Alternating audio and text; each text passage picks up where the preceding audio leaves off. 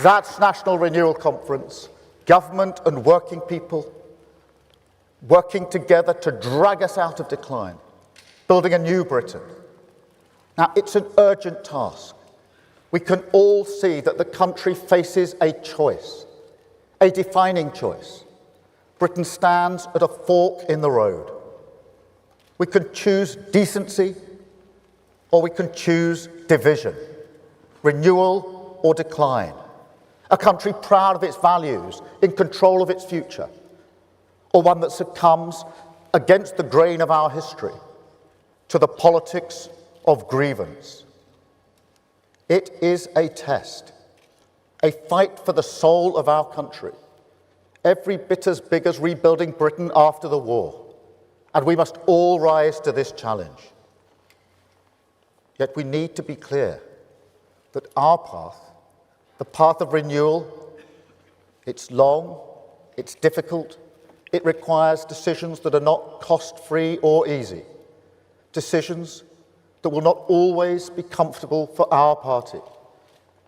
Yet at the end of this hard road, there will be a new country, a fairer country, a land of dignity and respect, everyone seen, everyone valued, wealth creation in every single community, working people in control of their public services, the mindless bureaucracy that chokes enterprise removed so we can build and keep building, clean British energy powering our homes, technology harnessed to drive us forward, our flags flying proudly as we celebrate difference and oppose racism.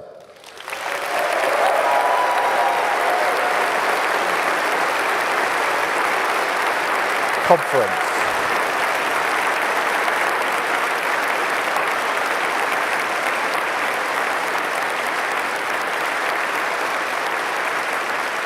Thank you, Conference. The basic, ordinary hope of a better future for our children restored for millions. And through that, a Britain that has rediscovered the belief, the togetherness, the pride to take control of its future. That's what we're building, Conference. That's national renewal, a Britain built for all.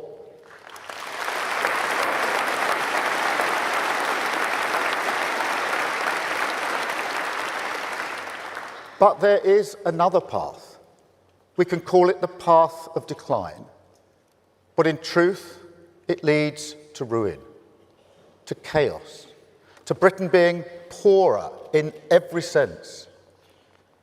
And it's a tempting path because it asks nothing of people, makes no demands, suggests no difficulties. All you need to do is listen to politicians who tell you there's a quick fix, a miracle cure, tax cuts that magically pay for themselves, a wealth tax that somehow solves every problem. The Brexit lies on the side of that bus. Click here for your new country.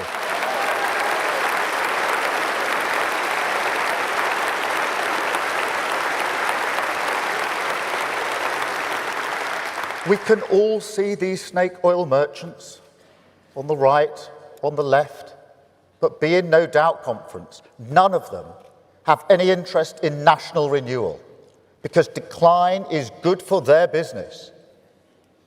I mean, think about it.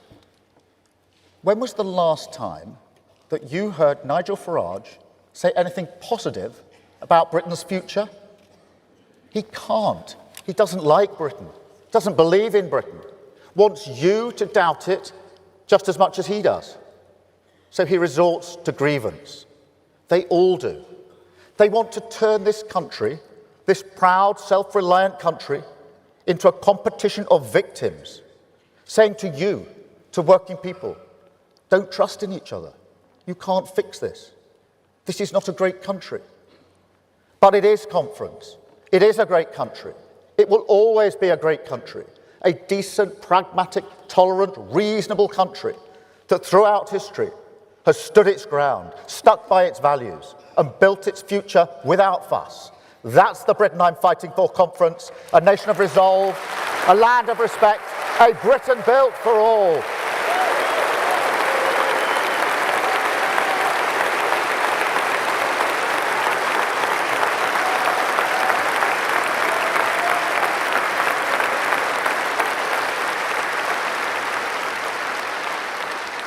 And Conference, I welcome the new US initiative to bring peace to the Middle East. I strongly support efforts to end the fighting, release every hostage, and urgently scale up aid into Gaza. All sides must now come together to bring this initiative into reality, because we must restart the hope of a two-state solution, a safe and secure Israel, alongside the long-promised Palestinian state, a state that this country now recognizes.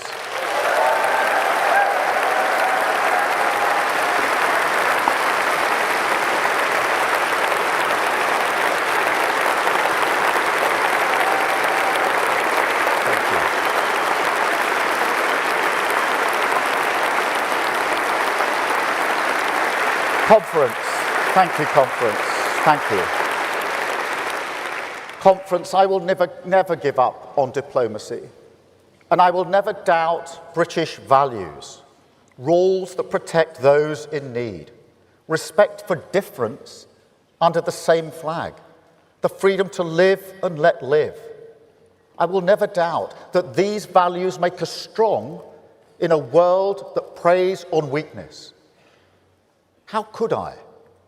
The progress, the prosperity, the peace I've seen throughout my life, the journey I've been on, from a working class background to this. I owe everything to this country and its values. But working people, they're losing faith. They're ground down. Politics has made them question Britain. And can you blame them? They've been nothing but patient.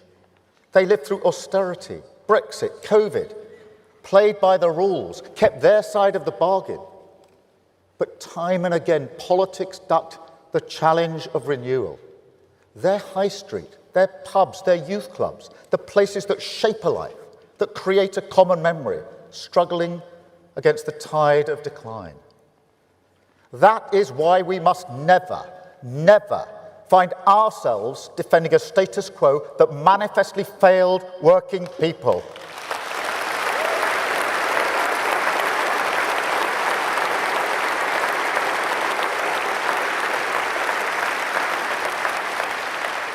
That's what I say to people who think it would be nice if we could just go back to politics before Brexit or the crash. And this does go back that far, Conference. The global financial crisis is when we were exposed, when a new Britain should have been born. Complacent. That's the only way to describe it. Complacent. We place too much faith in globalization, the establishment across so many institutions, in hock to its lazy assumptions that immigration is all we need to give us the workers. Infrastructure will always be there because we built it decades ago. The world always on hand to give us the goods. It doesn't matter if our industry leaves. It doesn't matter if we don't train our young people. It doesn't matter if wealth creation is hoarded by just a few communities. Well, Conference, look at our world now.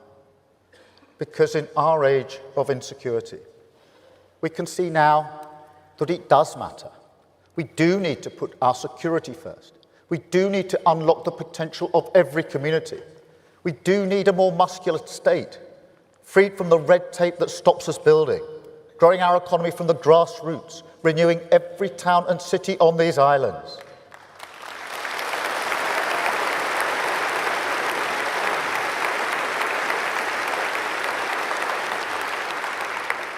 It comes back to growth. So much of it comes back to economic growth. In fact, I'll say it now so there's no doubt. The defining mission of this government is to grow the economy, improve living standards, and change the way we create wealth. An economy that grows not just from the top, but from the grassroots. Because growth is the pound in your pocket. It is more money for trips, meals out, the little things that bring joy to our lives, the peace of mind that comes from economic security. But it is also the antidote to division. That's the most important aspect of national renewal. The way you grow an economy, not just how much, but who and where benefits, that can either build a nation or it can pull it apart. And in the world we must face, the threats we must defeat, Britain needs an economy that unites. Every person, every community, every great nation on these islands standing together, as so often in our past, facing down the threats of a volatile world.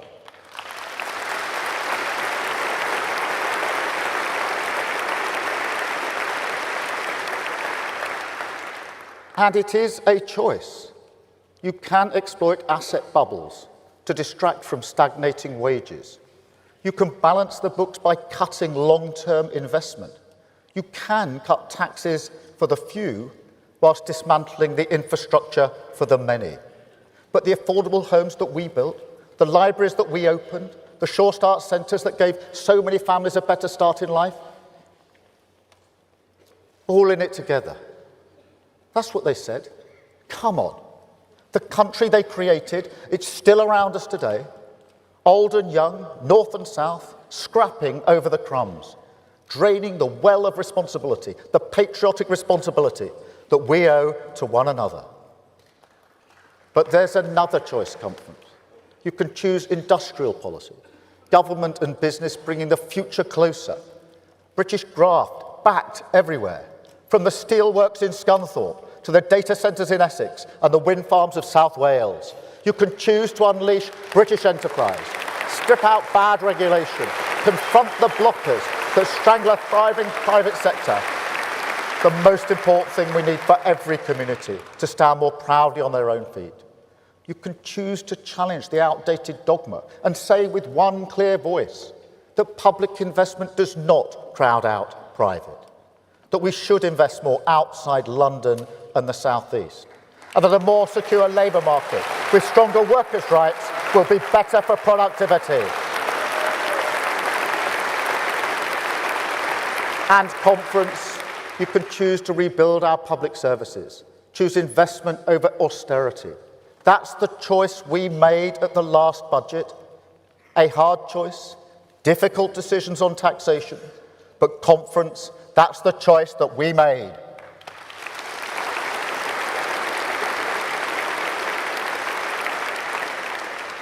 Now, I want to thank every business in our country on this issue. We asked a lot at the last budget. I know that. I do think, in the long run, fixing our public finances, investing in new infrastructure, helping our public services off their knees, that will be better for growth. But equally important, because of your contribution, we've taken a huge step on the path of renewal, a firmer foundation to take our country forward. More security, more respect, more opportunity. A Britain built for all. A Britain built for all. Every decision conference, every decision we took this past year, it's all been in pursuit of that mission. Changing the way we create wealth, reforming public services, giving people more control over our future. Take our investment in defence. Undeniably good for growth, vital for national security and the whole of the continent. Impossible without really tough decisions on aid. Just look at the New Deal to build Norwegian frigates. That doesn't happen without our investment. A decade of shipbuilding on the Clyde. That heritage, that pride, secure for future generations. Now, those frigates could have been built anywhere, but that was the old mentality, that it didn't matter. But we want to build them here, in Britain. We want to invest in that reputation, in those skills, in the talent of Glasgow and the Clyde.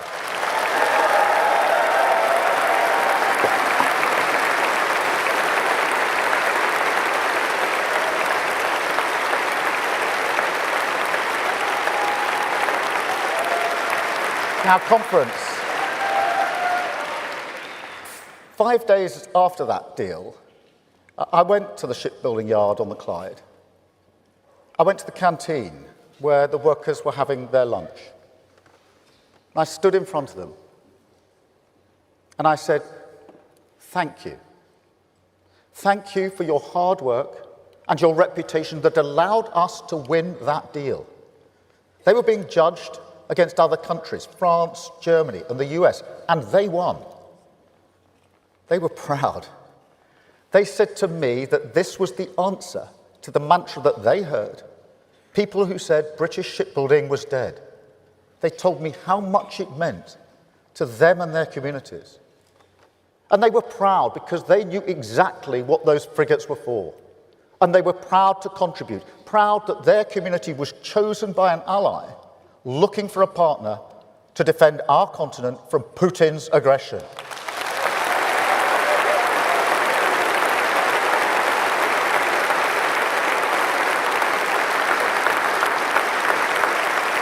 And conference. Or take our investment in childcare. 30 hours free for every child between 9 months and 4 years. A massive difference to the cost of living. Thousands of pounds back in the pockets of working parents because we made tough decisions, tough Labour decisions at the last budget. Now, this will help parents and carers back to work, especially women, and that is good for growth. But fundamentally, it's for the children. Now, last year, Bridget and I went to a primary school in Nuneaton, and we got talking to the reception teacher. And she said that some kids arrive in reception reading books, others are still virtually in nappies.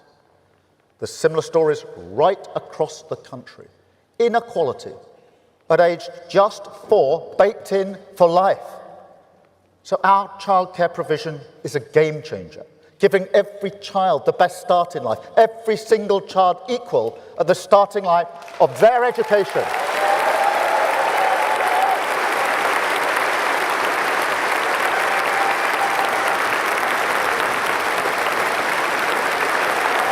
That's National Renewal Conference. That's why we made the tough decisions. And I make no apologies if they tilt towards working people, because it's working people who paid the price of Tory decline. That's why we invested in our NHS, fired up Great British Energy, stood up for British Steel, new protectors for renters, sick pay for the least well-off, fire and rehire finished, 0-hour contract scrapped, record investment in Scotland and Wales, rebuilding our schools, new homes, new towns, new train lines, publicly owned of course, spreading prosperity right across Britain. And a proper living wage conference, the culmination of a long journey for our movement, a mark of a Britain built for all. Thank you, conference. And conference. Extending free school meals, 100,000 children lifted out of poverty. The first step on our journey to end child poverty. We have walked that road before and we will walk that road again. Because a Britain where no child is hungry, where no child is held back by poverty, that's a Britain built for all.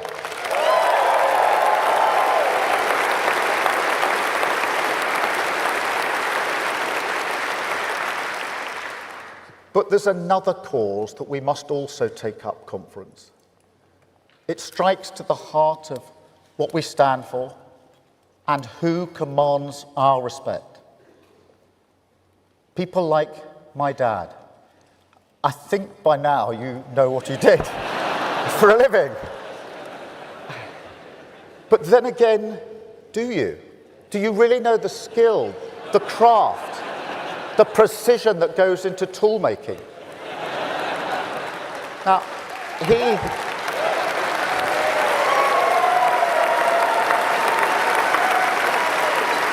but the thing is, conference, he always felt disrespected, my dad. undervalued by the nation because he worked with his hands. And I can see why.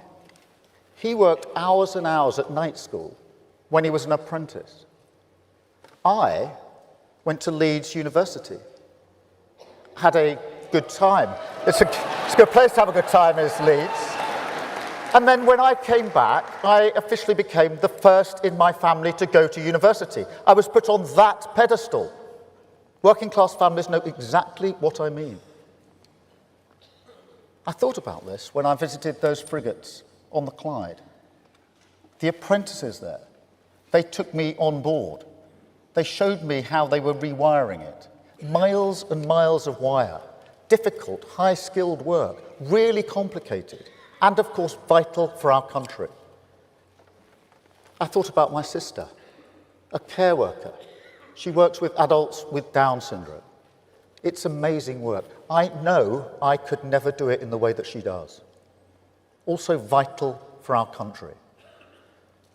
And then I think about my brother. He was failed. He had difficulties learning. He was badly failed by the education system. He was put to one side, barely even seen. Now, conference, some politicians say, I want every child to have the same opportunities that I had. You hear a lot of that in Westminster. But that's not me. No, what I want is a Britain where people are treated with the dignity that they deserve for making different choices, choices our country needs, choices we should value, choices that deserve our respect. And so,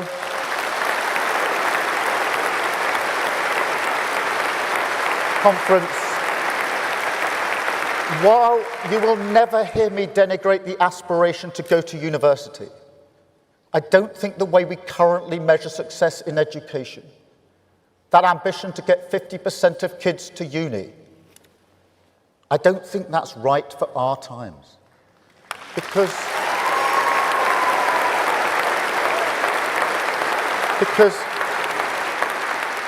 if you're a kid or a parent of a kid who chooses an apprenticeship, what does it say to you? Do we genuinely, as a country, afford them the same respect? Because we should, but I can't help feeling that my dad was right. So, conference, today I can announce we will scrap that target and replace it with a new ambition that 2/3 of our children should go either to university or take a gold standard apprenticeship.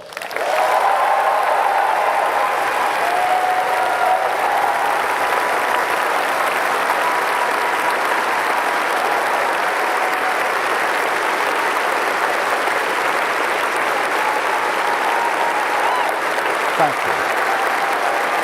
Thank you, conference. Thank you. Thank you, conference. Thank you.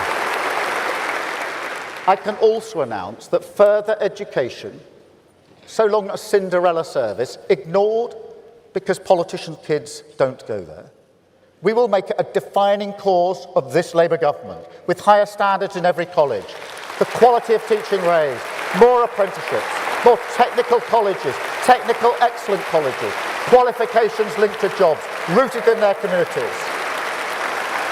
And as Rachel announced yesterday, a new guarantee, training, work support or an apprenticeship for every young person struggling to find work. That's young people back, the class ceiling smashed, the grafters finally included in our country's highest aspiration. That's national renewal, that's a Britain built for all.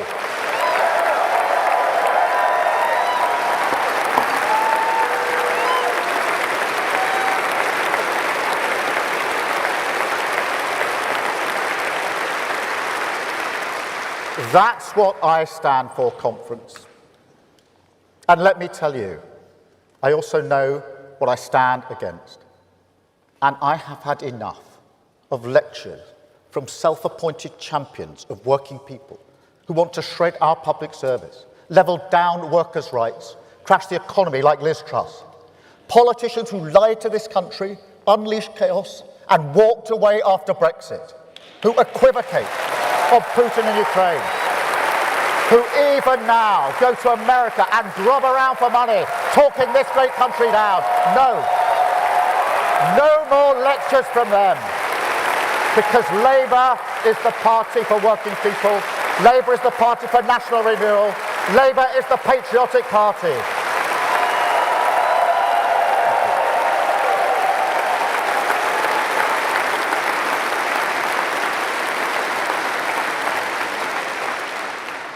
Let me take you back to 1996, Wembley, the old Wembley actually. I was there. It was that semi-final. Electric. We're all singing with one voice. Football's coming home. Now, of course, it didn't actually come home. No cheering at us. But you know, it did feel like something was stirring in England that evening. An England that belonged to our grandparents and our history, but also to our children and our future. North and south, black and white, old and young, an England united by a flag that stood for all. Now, I'm not going to pretend I would enjoy it if England lost to Scotland or Wales. The Union does have some limits. But I can say I'm not just proud of the Union Jack and the Cross of St George, I'm also proud of the Saltire, of the Red Dragon, proud of our Union, the astonishing relationship between our four great nations. Four different nations, yes, but four nations that time and again have been through fire together, built so much together, a country forged by the solidarity of working people. So let's fly all our flags, conference, because they're our flags. They belong to all of us, and we will never surrender them.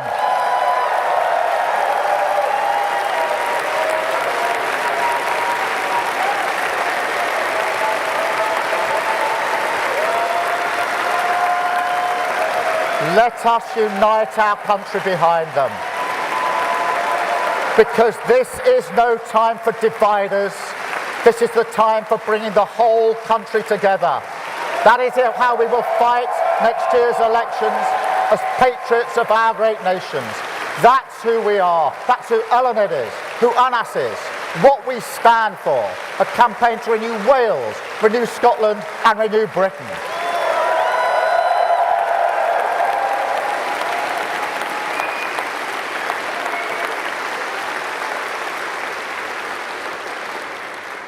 But then that's just the point.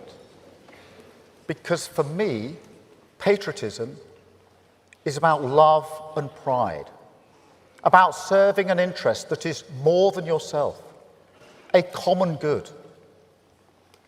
And the question I ask seriously of Nigel Farage and Reform is, do they love our country?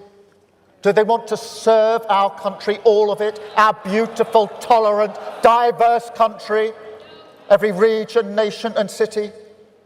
Or do they just want to stir the pot of division because that works in their interests? Do they truly believe in our potential, in our brilliance, in all the innovative wonders of our economy, from clean energy to creative arts? Or if a business looks a little too modern, do they say, as Farage said about Jaguar Land Rover, they deserve to go bust? And conference, when push comes to shove, do they really want to fix our problems and renew Britain? Or, as we've seen time and again, whether it's the SNP, the extremes of the left, or Reform and the Tories now, do they actually want Britain to fail?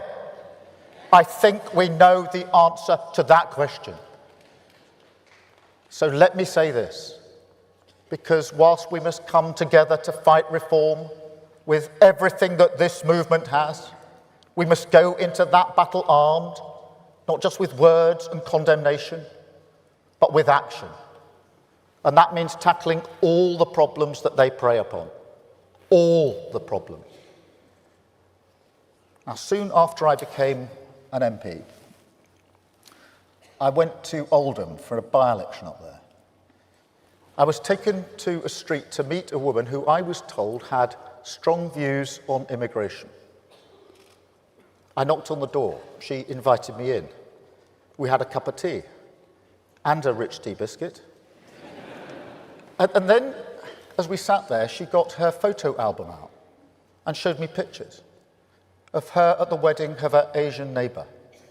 She was proud that she was her neighbour and her friend. Now, I'm not the most patient person, as anybody in my family will tell you. And I started thinking, what is going on here? And then we finally got to it. She told me that a group of men from Eastern Europe had recently moved into her street. They sat on her wall, didn't put their rubbish out at the right time, and spat on the ground.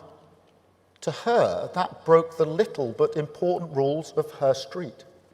She didn't like it. Then I realised what was really happening. And conference, what was really happening is that she, an ordinary working-class woman from Oldham, a Labour voter, felt that she had to prove to a Labour politician that she wasn't racist before she could even bring up the issues in her community. Now, I've carried that with me through all the bad years, conference. Whatever our intentions, we had become a party that patronised working people. And that is why we changed the party.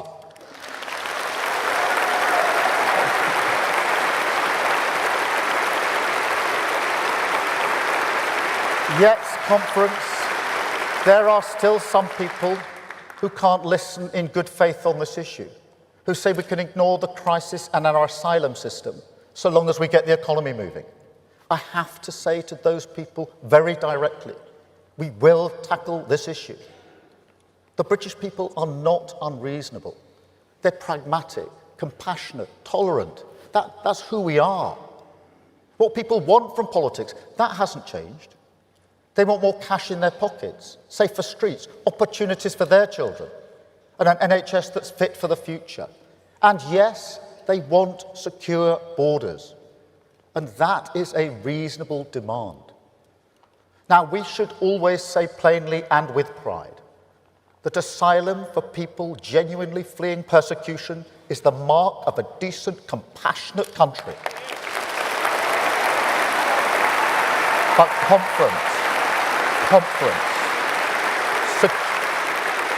secure borders are also vital for a decent, compassionate country. Controlling who comes here is an essential task of government. And there's nothing compassionate or progressive in a vile trade that loads people into overcrowded boats, puts them in grave danger in the Channel, and ultimately exploits human desperation and hope. So mark my words, we will stop this, we will smash the gangs, we will crack down on illegal working, we will remove people with no right to be here, and we will secure Britain's borders.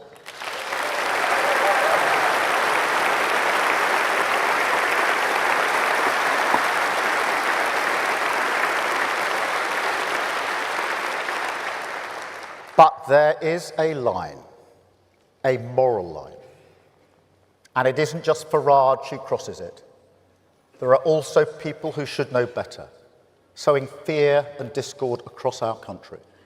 And then when we call it out, they pretend that we're criticising reasonable concerns about immigration. We have seen that trick, conference. So let us spell it out once and for all. Controlling migration is a reasonable goal. But if you throw bricks and smash up private property, that's not legitimate, that is thuggery.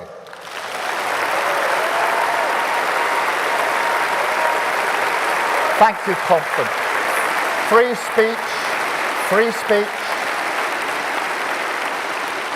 speech is a British value and we have guarded it for centuries. But if you incite racist violence and hatred, that is not expressing concern, it's criminal. And this party, this great party, is proud of our flags. Yet if they're painted alongside graffiti, telling a Chinese takeaway owner to go home, that's not pride, that's racism. And conference. If you say or imply The people cannot be English or British because of the colour of their skin. That mixed heritage families owe you an explanation. The people who've lived here for generations, raised their children here, built their lives here, working in our schools, our hospitals, running businesses, are our neighbours. If you say they should now be deported, then mark my words, we will fight you with everything we have, because you are the enemy of national renewal.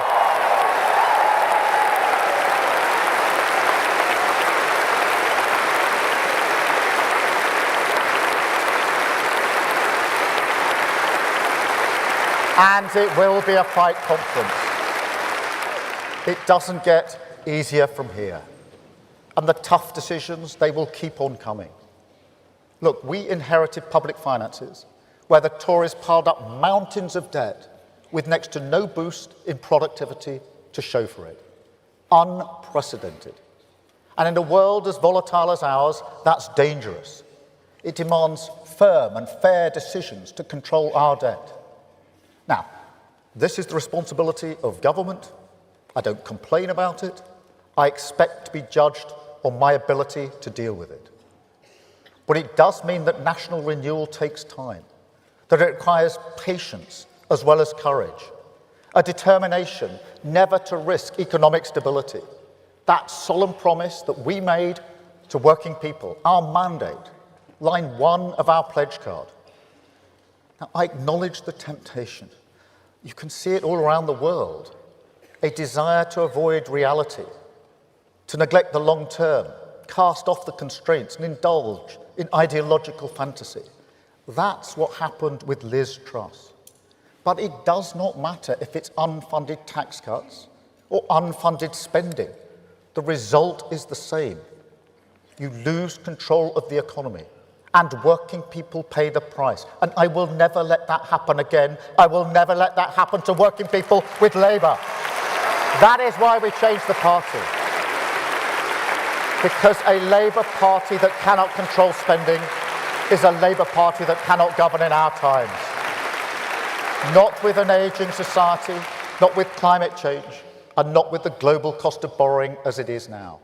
And that is why the fiscal rules are non-negotiable. This isn't a game, it's not a tactic. Those rules protect working people, they protect our children's future. That's why our approach has always been more ambitious. National renewal isn't just moving money around, it's completely rewiring the state and the economy, unlocking the potential of everyone on these islands. On the economy, that's about understanding that proud working class towns, they want to be backed by investment, of course they do. But they don't want to rely on handouts or help. They want more power and control, more wealth creation in their community. That's how they stand on their own feet as proud partners in this project of our nation. And on the state, it's about understanding the opportunity of public service reform. That if we show people the respect that they deserve, if we give people more agency over the state, see them as our partners, then together we can take control of our future. We can live in a Britain built for all. Take our NHS. I know how hard people work in our NHS. I see it in my family and I celebrate it at every opportunity. But the responsibility of this party is not just to celebrate the NHS, it is to make it better. And in decades to come, I want people to look back on this moment as the moment we renewed the NHS for a new world, just as we look back on that great Labour government after the war. Because, conference, a new world is coming. Artificial intelligence is transforming healthcare. I've seen it for myself. I've spoken to patients alive because of it. Stroke patients, where the precise location of a blood clot is identified in milliseconds. Disease is changing too. And with an older society, more people who have long-term conditions, we need to put patients in control of their health, shift care closer to their lives, and put technology in their hands at their service. And that's what we're doing right across our NHS. But we have to keep up the pace. I've been there before, I know what it's like. If you stand still on public service reform, you do end up going backwards. So today, conference, we move forward. Every day the NHS delivers countless appointments. And for the vast majority, a face-to-face consultation is right, and we will never take that away from those who want it. But think about a single mum juggling kids and work, trying to find time to speak to a specialist. Or someone in their later years living in a rural community, miles from a hospital, who needs a checkup for a suspected eye condition. Why not have a doctor see you at home, in your living room, on an iPad, talking to you? No queues, no 3-hour bus trip, no cancellation letters arriving after the appointment date. Wouldn't that be good conference? And not just the conference, the better care. Think about it. That person with the eye condition, she could access the top specialist in the country, even if she lived miles away. Care no longer tied to doctors in your local area, which means you can see someone more quickly, at a time that suits you. But also, the system can deliver more, much more, up to 8.5 million extra appointments. Imagine what that could do to waiting times. And now, conference, imagine no more. Because today I can announce a completely digital NHS Trust, NHS Online, that will offer millions of appointments, convenient appointments, appointments you choose, a new chapter in the story of our NHS, harnessing the future, patients in control, waiting times cut for every single person in the country. That's national renewal. That's a Britain built for all.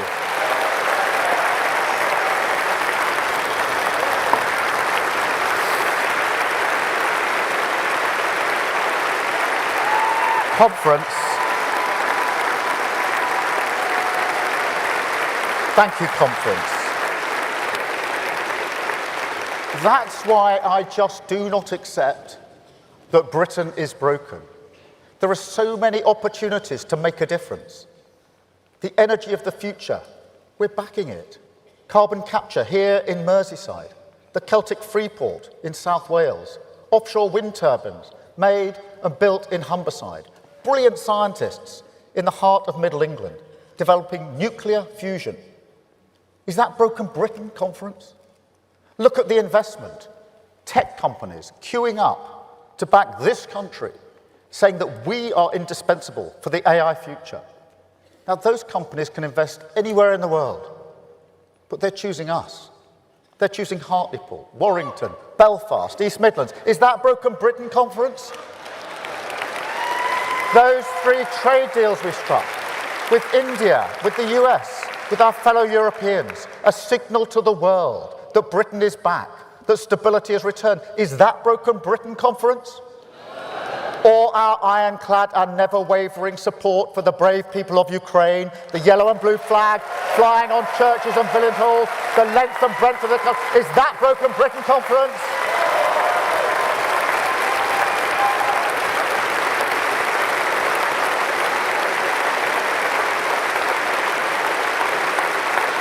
And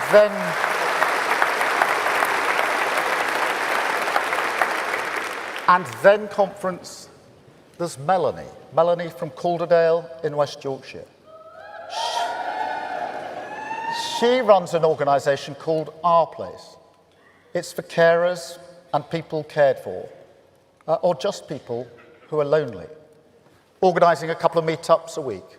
That doesn't sound like much, but for those people, it's everything. Is that broken Britain? Or take Caitlin, down here, just 15 years old from Barnet. Now, Caitlin, like me, loves football, but there was no girls' team at her school, so she set one up, the first of its kind.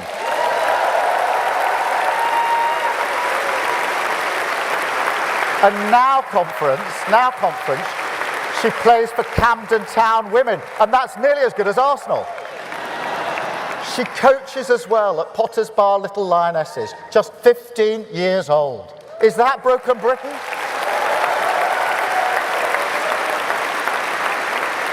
What about George here, who delivers food parcels in Telford with a smile? Debbie, who recycles school uniforms for hard-up parents in Halifax. Isaac, who scrubbed off that racist graffiti in York. The people who picked up the bricks and rubble in Southport. Alex, who raised money to rebuild the library in this city that was burnt down by thugs last year. Is that Broken Britain conference?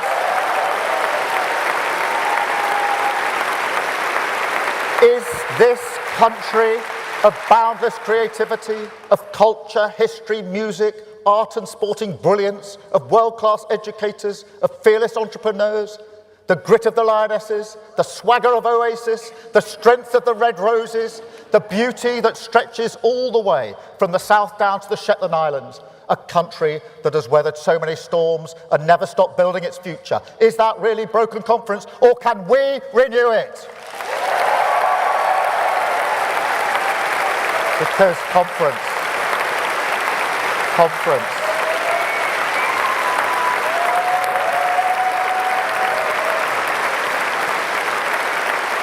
Thank you, conference.